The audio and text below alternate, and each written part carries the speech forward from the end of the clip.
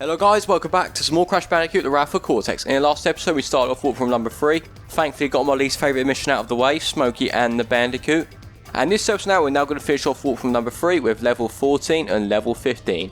Level 14 is not one of my favourite levels in the game, and I'll kind of explain why when we get into it.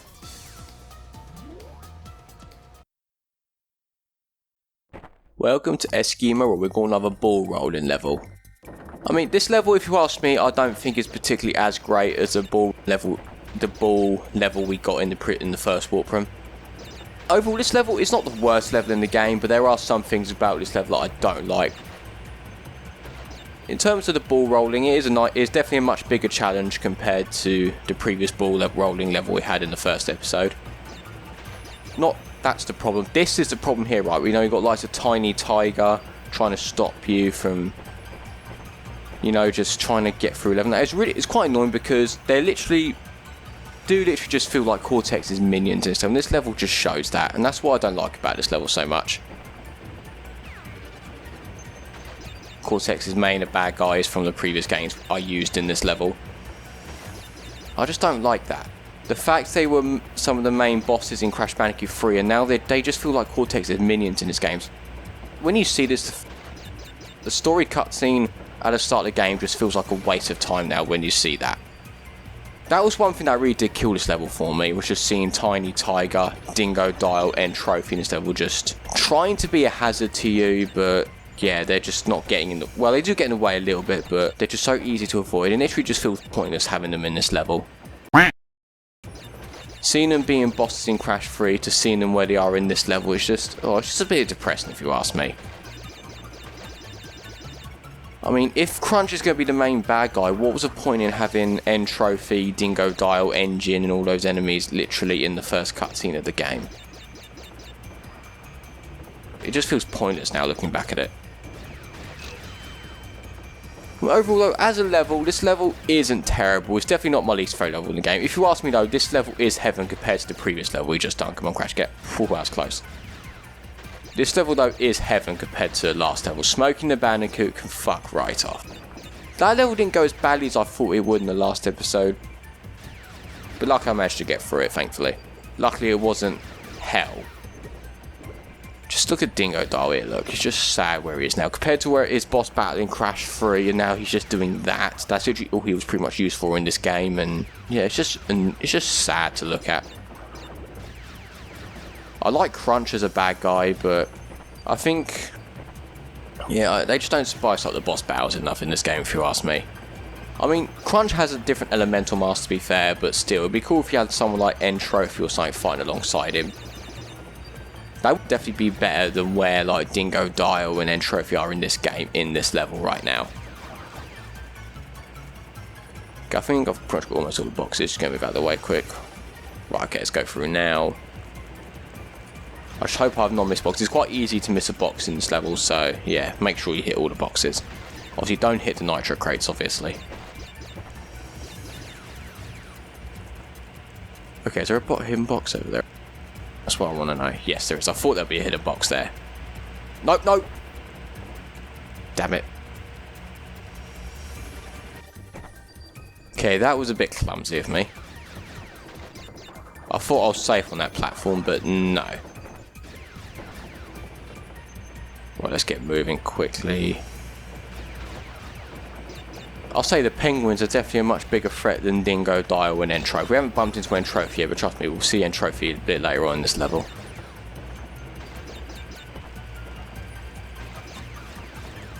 The music's nice and stuff. I like the music in this level though. Most levels in this game do have great music, by the way. But I think my favourite soundtrack in this game has got to be the music that plays in level 25, Cortex Vortex. That's probably got to be my favourite level in the game, actually, I can't lie to you. I do love the final level in this game though.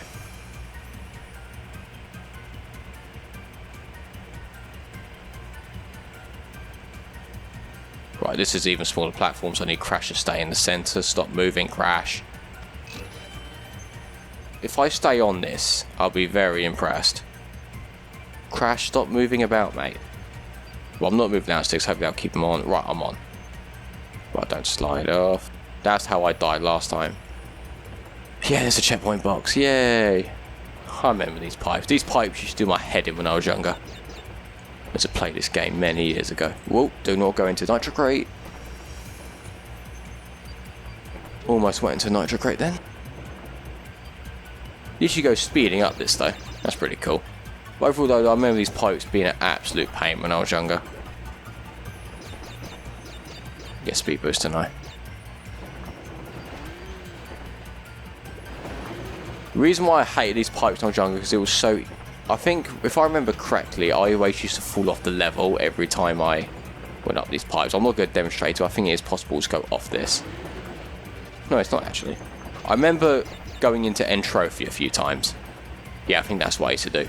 I think if you touch End Trophy, I think you can lose life points. Remember, there is no Aku Aku masks in this level. So taking one hit from anything in these kind of levels, yeah, you'll be dead. Watch out for Nitro Crate. There's our crystal, nice. Yeah, but overall though, as a kid, I remember not liking this level that much, and yeah, I wouldn't say this level is still not particularly great now. Okay, where's that box? I don't want to go into the end of the level yet. Where? Oh, hang on, I've missed it, haven't I? Hold on. I think it's going to be near where the Nitro Crates are. Let's see if I can find it. There it is. Please be all of them. Yes! Oh, I so do not want to backtrack through this level to find one stinking box. Okay, that's this level complete. Let's get out of it. No! No, no, no, no, no. Get out. No, no. Really? I haven't got the boxes, so I've still got the gems. So you know what? I'm just going to forget all the boxes now and just get the hell out of here. At least I've still got the gem though, eh? That's lucky. Nope. Yes, I'm still on. At least I still got the gem though. That's all I care about.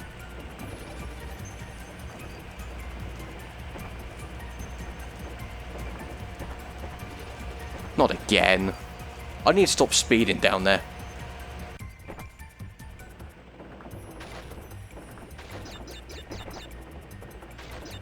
Right, let's get over again. Void End Trophy's attack and no. I still just rush my through, so I need to stop rushing a bit. The slower I take this, the quicker I will get out of it.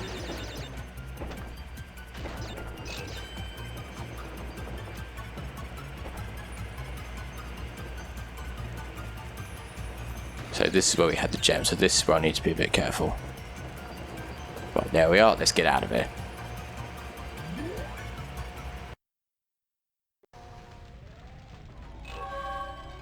Level 14 done. Now we go to level 15, Fahrenheit Frenzy. I actually do quite like this level actually as well, especially considering we have got a vehicle segment at the start level. This level is actually pretty decent.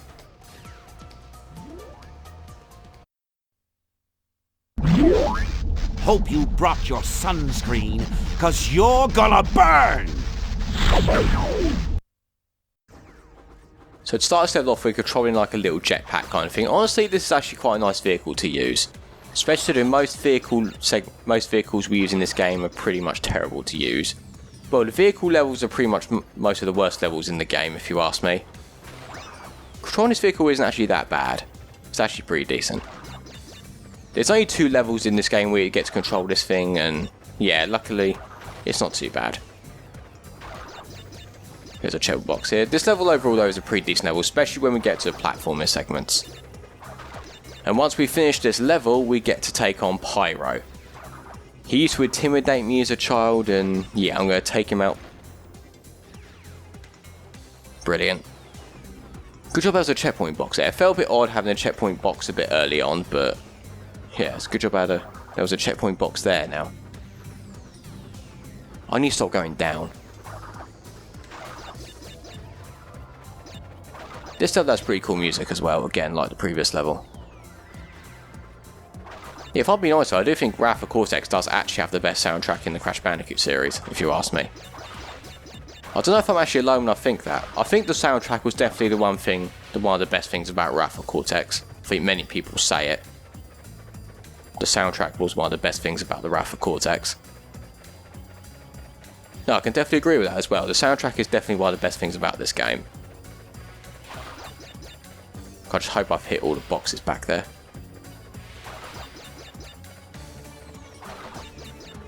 Once we get past this, we can then get out of this part and get to the platforming segments. Yeah, that bit's over. There's only 2 levels in the game with that little jetpack thingy. It's actually one of the bonus warp room levels. The final level in the bonus warp room is actually very similar to Rings of Power, but honestly I actually do prefer that level compared to Rings of Power in Crash 3. Yeah, I never liked Rings of Power in Crash Bandicoot 3. That was the only level in Crash Bandicoot 3 I did not like.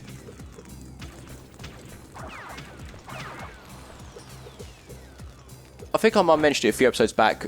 Pyro, the Elemental Mask, is actually voiced by Mark Hamill, the guy who voiced Luke Skywalker in Star Wars, if you can believe it. I didn't think we'd ever see Mark Hamill voice somebody like Pyro in this game. He does a good job of it, to be fair. I think Mark Hamill's voice, the voice he does, definitely suits Pyro a bit. And I finally get to take him out once we, well, defeat Crunch again with Pyro when we finish off this level.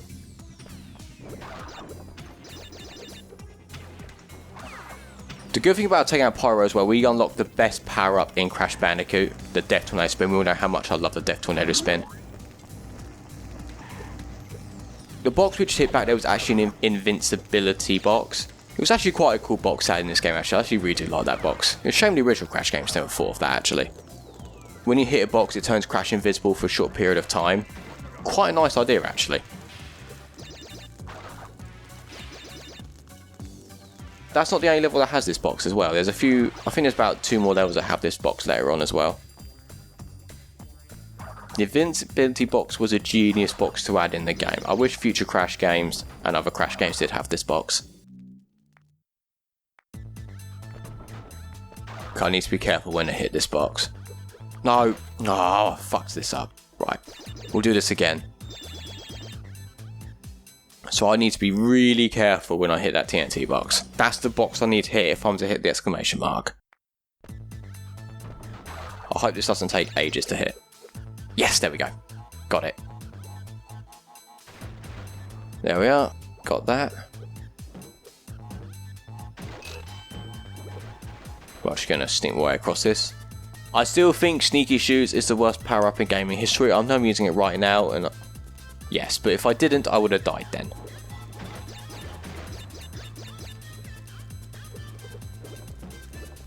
I'm just going to make sure I avoid the nitro crates. Yeah. I want to hit that box. Yep. No. What? I went forward far too early. Once you unlock the super double jump Death Tornado Spin, the Sneaky Shoes that is for the rest of the game is pretty much completely pointless. What the fuck? That didn't even hit me. I'll tell you what, I'll give up that bonus life crate. Every time I try to go for it, I always end up dying.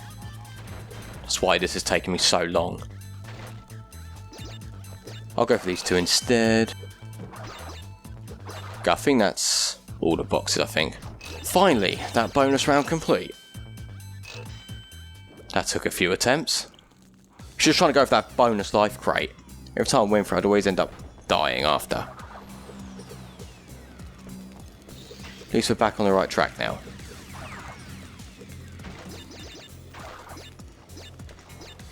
I do like this though, look, you can see Crash as a skeleton.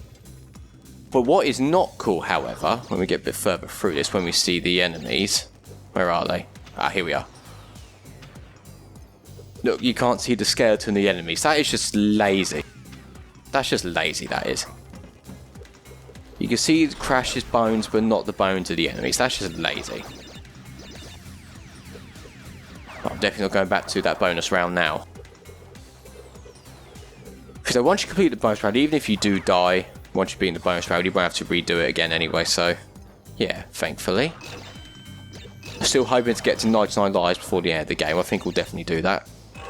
Just hope I can finish the game on 99 lives, that's what I want to do. Or close to 99 lives as possible.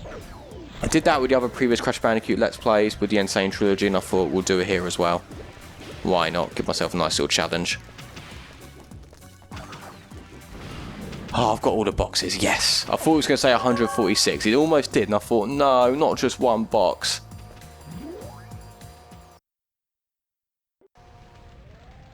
Okay, it's now time to finally confront Pyro. My childhood fear when playing this game was the Elemental Mask Pyro. When I beat him for the first time, that's when I lost intimidation of him.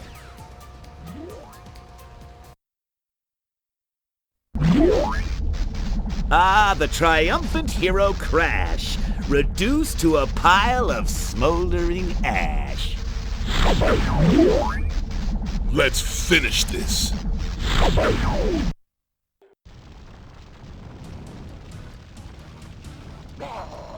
When I used to play this as a kid, I thought Crunch was saying go instead of die. When we start moving, Crunch actually says die instead of go. As a kid, I thought he always used to say go. Out of all the boss fights in this game, I would say this one is one of the best ones. I mean, it's not perfect, this boss fight, but it's definitely much better than the previous two boss fights we did. There we go, there's Crunch, that's one life down. Just got to do this another 2 times and then this boss fight is over. Thankfully, when I did beat this boss fight though, that was when I lost intimidation of Pyro. I no longer found Pyro scary after I beat him, and when I completed this warp room. That's quite a good thing actually. When I finally beat Pyro, I was no longer scared of him as a kid. I do like though, it's so cool how you can go all the way down here. It's a shame once you beat Crunch though you can't go back down here again though, which is a bit of a shame. Once you've defeated him. Obviously you have to restart the boss fight again to go down it. No! Okay, I'm not done yet.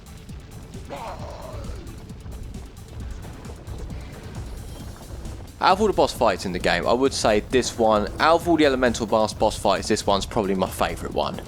The Rocco boss fight was just plain awful. The Wawa one was not exactly great. Very annoying playing that when I came back to this game many years later. But I'll say this boss fight is probably the best one in the game. Actually no, I would say the final boss fight where we have to fight all the elemental masters at the end of the game is probably the best one, but when fighting the elemental master solo, this one's probably the best one in my opinion.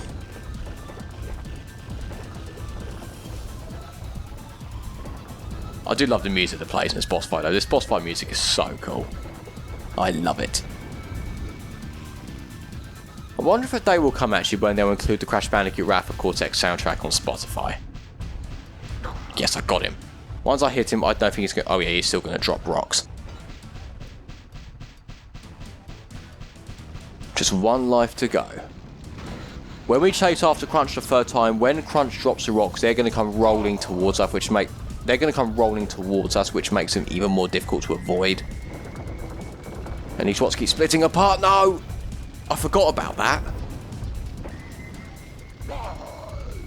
Every time Crunch throws rocks, I'm just going to do the super double jump every time, just to make sure I do avoid the rocks. If I didn't double jump then, these rocks definitely would have hit me. When I super double jump, I just know I'm going to avoid these rocks. It's just so annoying when the rocks split in two every time Crunch throws them.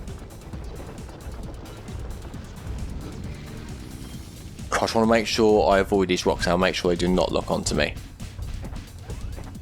Come on, can't get close enough. Come on. Got him! At last.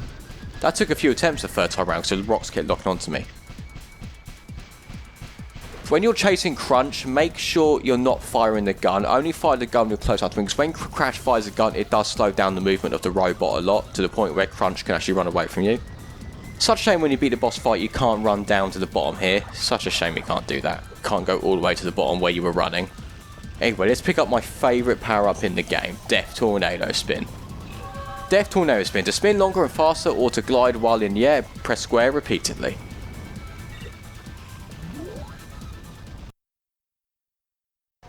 There we go, that is that boss fight complete. Easily the best boss fight in the game so far, much better than the previous 2 boss fights. Cortex! Why is that mindless Marsupio still collecting those crystals? He's defeated Rocco and Wawa! I'm beginning to question the value of your super weapon! I don't need another mask's help. I could take this Crash punk out with my metal arm tied behind my... Oh, Crunch. Stop being silly. Uka, he will use the elemental masks. No need for you to lose any beauty sleep.